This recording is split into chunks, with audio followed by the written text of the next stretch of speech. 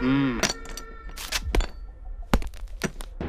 कितने आदमी थे सरदार? 2 आदमी थे। जी गाइस, कैसे आप सब लोग? आई होप सभी की सही बढ़िया होंगे। तो we are back to another video. देखो 1975 के टाइम की cult classic movie, action thriller movie Sholay के बारे में अपन लोग इस वाली वीडियो में बात करने वाले हैं, क्योंकि भाई इस मूवी को मैंने रैंडमली देखा। देखो पहले थोड़ी बहुत देख रखी थी, बट अब पूरी मैंने जाके देखी तो मुझे थोड़ा सा हुआ कि भाई इसके बारे में बात करनी पड़ेगी। तो देखो शायद तुम लोगों को ये चीज पता होगी कि 1975 के टाइम की शोले मूवी अब तक भाई लोगों के दिलों में छाई रहती है, क्योंकि पुरानी ऑडियंस जो पुराने लोग हैं अब भी इस मूवी को देखते हैं, तो भाई उनको अब भी वही मजा दे देती है वो। तो देखो मैं अपना बता रहा हूँ, क्योंकि देखो भाई तुम भी इस मूवी से दूर नहीं रह पाओगे। अगर इस मूवी को थोड़ा देखोगे तो पूरा जानने की इच्छा करेगी, पूरा मूवी को देखने की इच्छा करेगी। तो यही है इस मूवी का कमाल, क्योंकि भाई इसके कुछ ऐसे डायलॉग है, कल्ट क्लासिक डायलॉग, जो अब तक फेमस है भाई, रील्स में, मीम्स में अब भी यूज किए जाते हैं। तो देखो लास्ट टाइम जब मैं ड्यूटी से लौटा था अपनी, तो भाई मैंने देखा कि टीवी चालू पड़ी है और सामने शोले मूवी आ रही है, और भाई इसको कोई नहीं देख रहा, तो तुम्हारा भाई जाके बैठकर उस मूवी को थोड़ा बहुत देखने लगा। और भाई देखते देखते मैं कहाँ खो गया कि मूवी खत्म हो गई और 9 बज गए रात के। तो देखो ये मूवी की स्टोरी कंफ्यूजिंग है, बट उस टाइम के जो डायरेक्टर लोग थे उन्होंने इसको दिखाने का तरीका बहुत ज्यादा सिंपल रखा, क्योंकि भाई एक छोटे से वे में इसको समझा दिया।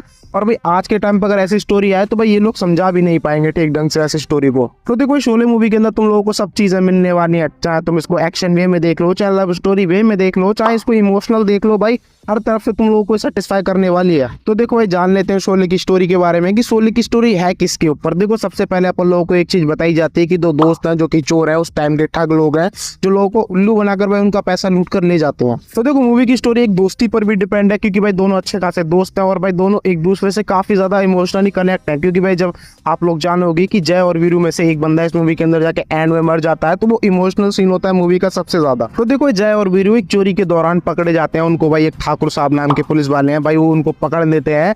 बट भाई उस बंदे की भी स्टोरी थोड़ी इमोशनल है, क्योंकि आगे चलकर भाई वो इनको जेल में डाल देते हैं और ये लोग जेल से भाग जाते हैं। तो देखो ये मूवी की स्टोरी बहुत ज्यादा टाइम आगे चली जाती है, जहां पर लोगों को दिखाया जाता है कि जय और वीरू जेल से छूट रहे हैं, और भाई वहां पर लोगों को ये भी दिखाया जाता है कि अपने ठाकुर साहब जो है वो उन दोनों को ढूंढ रहे हैं, क्योंकि भाई उनके दोनों हाथ नहीं रहे हैं, और भाई उनको जो उनके दोनों हाथ जिसने काटे हैं उसको पकड़ने के लिए जय और वीरू की उनको जरूरत पड़ेगी, क्योंकि भाई वो जानते हैं कि जय और वीरू क्या कर सकते हैं। तो देखो ठाकुर साहब की स्टोरी में तुम्हें एक वे में समझाता हूँ, जहां पर अपन लोगों को बताया जाता है कि ठाकुर साहब उस समय एक डाकू के पीछे पड़ते, जिस डाकू का नाम गब्बर था, और भाई वो सबसे ज्यादा नामी डाकू था उस समय का। देखो उस समय ठाकुर साहब ने उसे पकड़ दिया था, तो उसने ये कहा था कि तुम्हें पछताना पड़ेगा, तुमने मुझे पकड़ा है, तो एक ना एक दिन तुम्हें मैं इसका जवाब देकर रहूंगा। तो देखो ऐसा होता भी है कि गब्बर सिंह को पकड़ने के बाद अपने ठाकुर साहब का प्रमोशन हो जाता है, और भाई वो और किसी सिटी के अंदर अपना पुलिस का वर्क करते हैं। तो उसी बीच अपन लोग को ये पता चलता है कि गब्बर सिंह जेल से फरार हो चुका है, और भाई वो सीधा सीधा पहुंच जाता है अपने ठाकुर साहब के घर के पास, और भाई उनकी पूरी फैमिली को भाई वहीं के वहीं वो मार डालता है। तो देखो भाई फैमिली मर जाती है, और भाई अपने ठाकुर साहब जब लौटते हैं तो देखते हैं कि भाई उनकी फैमिली अब नहीं रही है। तो भाई वो तभी के तभी गब्बर सिंह को मारने के लिए निकल पड़ते हैं, और भाई वो ये भूल जाते हैं कि वो अकेले हैं और निहत्थे भी हैं। तो भाई उसको मारने पहुंच जाते हैं, और भाई गब्बर सिंह उनको भी पकड़ लेता है, और भाई ये बोलता है कि तुम्हारे इन बाजुओं में बहुत दम है, तो इन हाथों को मुझे दे दो ठाकुर, और भाई तभी के तभी वो उनके दोनों हाथ काट डालता है। तो देखो ठाकुर साहब के तो हाथ रहे नहीं। तो देखो भाई इसी चीज का बदला लेने के लिए गब्बर सिंह से भाई अपने ठाकुर साहब जो जय और वीरू का सहारा मांगते हैं, क्योंकि भाई वो जानते हैं कि जय और वीरू कितनी ज्यादा पावरफुल है और भाई कितनी ज्यादा होशियार है कि वो अपने गब्बर सिंह को पकड़ लेंगे। तो देखो जय और वीरू की होशियारी का तुम ऐसे ही पता लगा सकते हो कि भाई उनके ऊपर उस समय पर 2000 रुपए का इनाम रखा हुआ है, और भाई वो उस 2000 रुपए को हासिल करने के लिए खुद को पुलिस को दे देते हैं, और भाई वो उस 2000 में से 1000 उनका कट होता है, क्योंकि भाई जो बंदा उनको देता है भाई उसका भी 1000 रहता है। तो देखो भाई वो जानते हैं कि पुलिस उनको रोक के नहीं रख सकती है, और कुछ दिन बाद वो इनाम लेते ही फरार हो जाते हैं वो जेल से भी। बट भाई जो बंदा उनको इस इनाम के लालच में जेल में भेजता है, तो देखो वो बाद में दोबारा से पुलिस को बुला लेता है और दोबारा उनको पकड़वा देता है। तो देखो दोबारा जेल जाने के बाद वो अपने टाइम पीरियड के अंदर रिलीज होते हैं जेल से, और भाई तभी उनको ठाकुर साहब का एक बंदा बाहर मिलता है, जो कि उनको ठाकुर साहब के पास लेके जाता है, जहाँ ठाकुर साहब उनसे डील करते हैं कि तुम लोगों को गब्बर को पकड़ना है, ये काम बहुत ज्यादा मुश्किल है, बट भाई तुम कर सकते हो, मुझे पूरा यकीन है। और भाई वो उस चीज से हाँ कर देते हैं, क्योंकि उनको भाई पैसे से मतलब है। तो देखो जय और वीरू की गब्बर को पकड़ने के लिए 20,000 रुपए मिलने वाले हैं उनको। तो देखो भाई ये दोनों तो चोर हैं। देखो भाई वहां जाकर भी ये ठाकुर साहब के सामने यही सोचते हैं, जब वो देखते हैं कि ठाकुर साहब के बहुत सारा पैसा है, तो भाई वो सोचते हैं कि रात को यहाँ से गुल हो जाएंगे सारा पैसा लेके। तो ये अपन लोगों को रात का सीन दिखाया जाता है, जहां पर अपन लोगों को दिखाया जाता है कि जय और वीरू वहां से सारा पैसा लेके भागने को तैयार हो चुके हैं, बट भाई उनसे वो लॉक नहीं खुल रहा है। दिखाता है भाई अपने ठाकुर साहब की एक छोटी बहू है जो कि भाई बच गई थी उस समय पर अपने गब्बर से।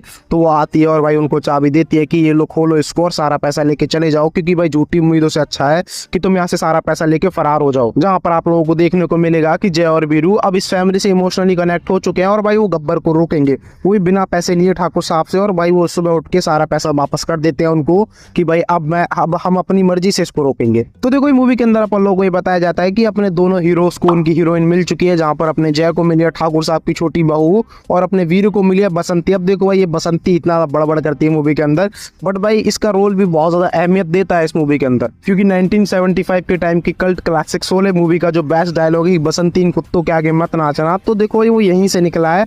और भाई अब तक ये डायलॉग इतना फेमस है कि भाई इसे कोई डिफीट नहीं कर सकता। तो देखो भाई जय और वीरू गाँव वालों से बहुत ज्यादा इमोशनली कनेक्ट हो चुके हैं, क्योंकि भाई उनको पता है गाँव वालों की मजबूरी और भाई वो चाहते हैं कि गब्बर का राज वहां से खत्म हो जाए। और भाई अब उन्होंने खुद को ही महसूस करना स्टार्ट कर दिया, क्योंकि भाई वो पूरी जिंदगी दुनिया से भागते हुए आए हैं, चोरी करके जीते हुए आए हैं। अब भाई उस गांव के अंदर रहकर उनको अपनी जिंदगी को सेटल करना है और वहीं पर अपना कुछ धंधा पानी स्टार्ट करके वहीं पे रह जाना है। तो देखो गांव के अंदर जाकर जय और वीरू ने खुद को महसूस करना स्टार्ट किया कि भाई हम लोग क्या हैं और कैसे जीते हैं और ये लोग कैसे हैं और कैसे जीते हैं। तो देखो यही असल मायने जिंदगी के कि तुम लोग कैसे जीते हो, क्योंकि भाई पूरी जिंदगी भर तुम किसे भाग कर नहीं जी सकते, तुम्हें उन लोगों से कनेक्ट होकर जीना पड़ेगा। तो बस भाई पूरी मूवी के अंदर यही सब चलता रहता है, जहां पर लोगों को एंडिंग में दिखाया जाता है कि गब्बर ने भाई अपने वीरू को पकड़ लिया है बसंती के चक्कर में। और वहीं पर भाई वो कल्ट क्लासिक डायलॉग कि बसंती इन कुत्तों के आगे मत नाचना, क्योंकि भाई देखो भाई बसंती को नाचना पड़ेगा, अगर बसंती नहीं नाचेगी तो भाई वीरू मर जाएगा। तो भाई अपन लोगों को दिखाया जाता है कि बसंती गिर जाती है और तभी अपना जय आ जाता है और भाई सब पर बंदूक तान कर कह देता है कि अपने हथियार फेंक दो वरना मैं सबको मार दूंगा। तो देखो भाई वहां पर अपना गब्बर समझ जाता है कि बहुत ज्यादा साइको बंदा है और भाई वो अपने हथियार डलवा देता है और भाई तभी कहता है वो वहां से वीरू को लेकर निकल जाता है। तो देखो जय वीरू को लेके तो निकल जाता है, बट भाई अपने गब्बर के आदमी उसका पीछा करना नहीं छोड़ते, क्योंकि गब्बर तुरंत कह देता है कि जाओ इनका पीछा करो।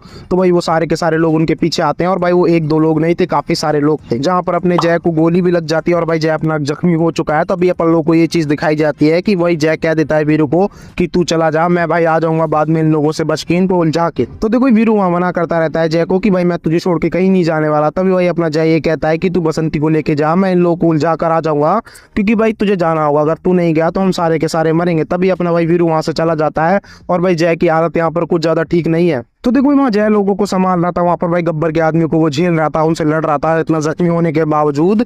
तब भी भाई उसके ऊपर एक बॉम्ब आ जाता है, भाई वो ब्लास्ट हो जाता है, तभी भाई उसके ऊपर गोलियां चला देते हैं और भाई वीरू जब आता है तो वो देखता है कि जय अब नहीं रहा इस दुनिया के अंदर। तो देखो मूवी का सबसे ज्यादा इमोशनल सीन यहीं पर आता है कि भाई वीरू भाई काफी टाइम से जय के साथ था, भाई बचपन से उसके साथ था और भाई वो साथ जिए हैं, तो उसको बहुत ज्यादा बुरा लगता है। मैं समझ सकता हूँ कि भाई दुख कैसा होता है, क्योंकि भाई किसी के जाने पर जब तुम उसे बहुत ज्यादा पसंद करते हो तो भाई तुम खुद को कंट्रोल नहीं कर पाते। तो जहाँ अपना वीरू अकेला जाकर गब्बर से जाता है और भाई गब्बर को पकड़ भी लेता है और भाई वो उसको मारने वाला होता है। तभी भाई अपने ठाकुर साहब आ जाते हैं कि भाई बोलते हैं कि भाई तुम्हारे ही दोस्त ने बोला था कि वो उसे जिंदा ला कर देगा। तो भाई वो छोड़ देता है उसे ठाकुर साहब के सामने और भाई ठाकुर साहब उसे अपने हाथों से मारते हैं और भाई उसी के हाथ वैसे ही तोड़ते हैं, उसकी टांगे भी वैसे ही तोड़ते हैं जैसे उसने ठाकुर साहब के साथ किया था। तो देखो जहाँ पर अपना वीरू कहता है कि मैं तुम्हें इस गब्बर को इसलिए मारने दे रहा हूँ क्योंकि भाई इस चीज को जय ने तुमसे वादा किया था कि वो तुमको उसे जिंदा ला कर देगा, चाहे हालात कितने भी खराब हो।